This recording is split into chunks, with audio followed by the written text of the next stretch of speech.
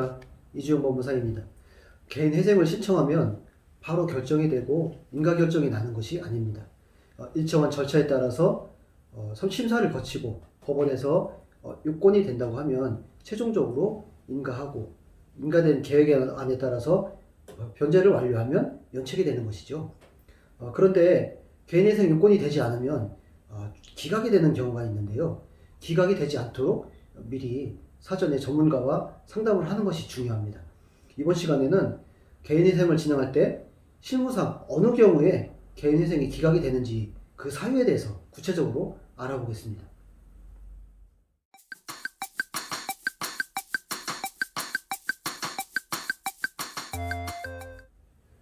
개인회생에서 기각이 되는 사유는 무엇이 있을까요?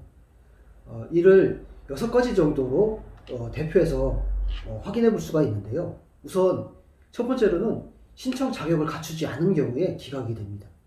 신청 자격이라는 것은 우선 생계비 이상의 소득이 있어야 하고요. 또 무담보의 경우에는 5억 원, 담보부 채권인 경우에는 10억 원 이하인 경우에 요건에 해당이 됩니다. 결과적으로 가용소득이 있어야 되고 일정한 부채 이내이어야지만이 그 자격이 되는 것이고요. 법이 정한 최저 생계비보다 적은 경우에도 일정한 요건이 되면 개인회생이 가능한 경우가 있기 때문에 이 부분은 전문가와 상담이 중요합니다. 두 번째로는 채무자가 필요한 서류를 내지 않고 허위 작성을 한 경우에 기각 사유가 됩니다. 보정명령이 난 경우에 정해진 기간을 준수하지 않은 경우, 또 이렇게 법원에서 보정명령을 냈을 때 대개는 1주 또는 2주 이내에 보정서를 내라, 서면을 내라 이렇게 보정명령이 나게 되는데요. 이 정해진 기간을 준수하지 않는 경우에는 기각이 될 수도 있습니다. 정해진 기간 내에 서류를 제출하는 것이 무엇보다 중요한데요. 기간이 지나는 경우에 또 기간이 지나지 않게 미리 보정기한 연기신청서를 미리 내두시는 것이 좋습니다. 세 번째로는 절차 비용을 납부하지 않은 경우에 기각이 됩니다. 실제 절차 비용을 납부하지 않아서 기각이 되는 사례는 거의 없습니다.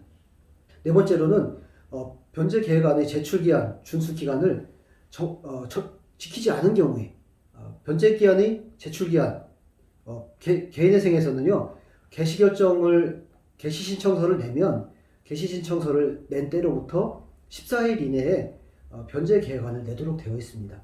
그런데 실무에서는 개시신청을 할 때에 동시에 변제 계획안을 제출하게 되기 때문에 이 부분에 대해서는 이 변제 계획안을 내지 않아서 기각이 되는 경우는 거의 없다고 보시면 됩니다.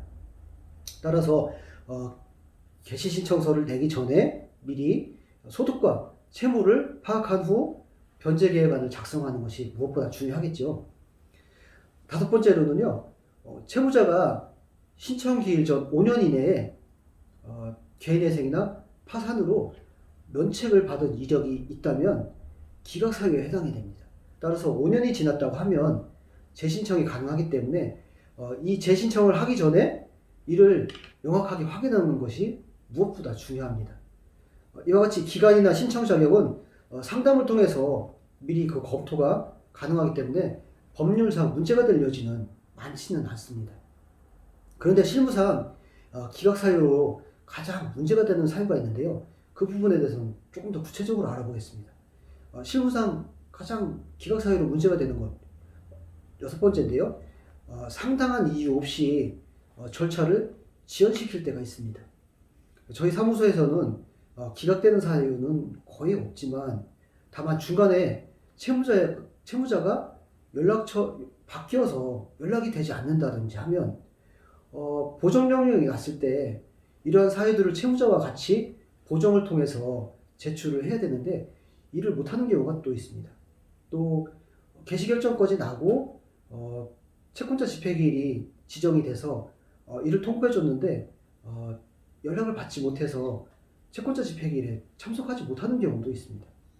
이렇게 보정이 완료가 되지 않고 절차가 지연이 된다고 하면 이 또한 기각 사유가 되기 때문에 이런 부분들은 상당히 유의를 하셔야 됩니다.